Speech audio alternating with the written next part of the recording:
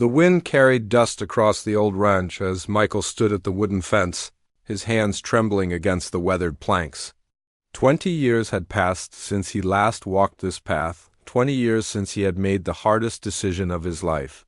The ranch looked smaller now, worn by time and seasons, but somewhere in the distant paddock, a chestnut horse grazed peacefully, unaware that his past had just returned. Michael had been 17 when Thunder came into his life. The young stallion had been wild, abandoned, and afraid, found wandering near the highway with scars covering his body. Everyone said the horse was too damaged, too broken to trust humans again. But Michael saw something different in those dark, intelligent eyes. He saw himself. A boy whose father had left, whose mother worked 3 jobs, who felt invisible to the world. If you're watching this, think about that one connection in your life that changed everything. That one soul who saw you when no one else did. Hold that memory close. Every morning before school, Michael would arrive at the ranch where Thunder was kept. He never approached too quickly, never demanded trust. He simply sat on the ground, talking softly, offering apples from his lunch, sharing his dreams and fears with a creature who couldn't judge him. Weeks turned into months. The first time Thunder ate from his hand, Michael cried. The first time the horse let him touch his scarred neck, something healed in both of them. They became inseparable. Michael taught Thunder to trust again, and Thunder taught Michael that love doesn't abandon you, people do. For 3 beautiful years, they were everything to each other. Michael would ride Thunder across open fields, feeling free for the first time in his life. The horse seemed to understand every word, every emotion. When Michael's mother got sick, he would bury his face in Thunder's mane and sob, and the horse would stand perfectly still as if holding him together. They weren't just boy and horse. They were survivors who had found each other in the darkness. Then came the letter from the university. A full scholarship, a chance to escape the poverty that had defined Michael's childhood, an opportunity to become something more. But it was across the country, and there was no way to take Thunder with him. Michael spent sleepless nights wrestling with the decision. The ranch owner had offered to keep Thunder, promised he would be cared for, but Michael knew the truth. Leaving meant breaking a promise he had made to a broken horse who had learned to trust again. The morning he left, Michael walked to the paddock one final time. Thunder ran to him immediately, nuzzling his chest, searching his pockets for the treats he always brought. Michael wrapped his arms around the horse's neck and whispered apologies into his mane. He promised he would come back. He promised he would never forget. Thunder watched him walk away, and Michael heard a sound he had never heard before. The horse was crying, a desperate whinny that followed him all the way to the car. Michael didn't look back. He couldn't. If he had, he would have stayed, and staying meant giving up his only chance at a different life.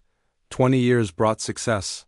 Michael became a veterinarian, married, had children, built the life he had dreamed about. But guilt lived in his chest like a stone. He had saved countless animals, but he had abandoned the one who saved him first. He told himself Thunder had probably forgotten him, that horses don't remember that long, that he had done the right thing. But on his 40th birthday, when his daughter asked him about the faded photo on his desk of a boy and a chestnut horse, something broke open inside him. He made a call to the old ranch. Yes, Thunder was still there. Yes, he was healthy. No one could get close to him anymore. The horse had become distant, untrusting, as if he had learned his lesson about loving humans. Now Michael stood at that fence, his heart hammering as the ranch owner led Thunder toward him. The horse was older, gray touching his muzzle, but still magnificent.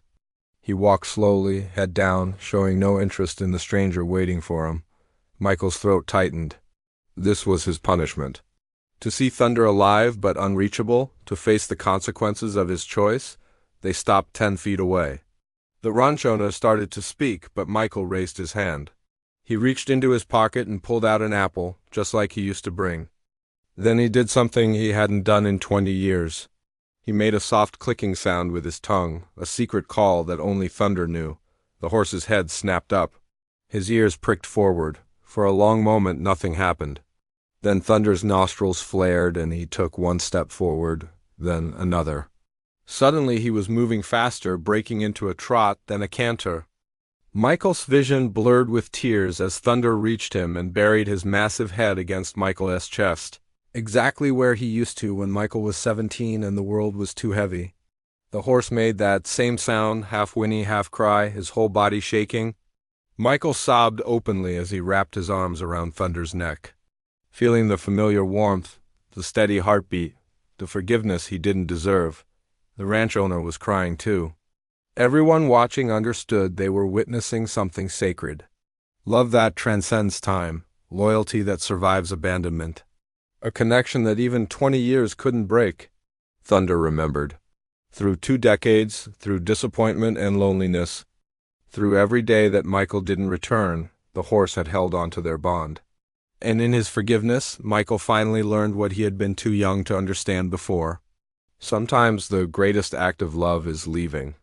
And sometimes the greatest act of love is remembering anyway. If this story touched your heart, don't just move on. Tell someone you love them today.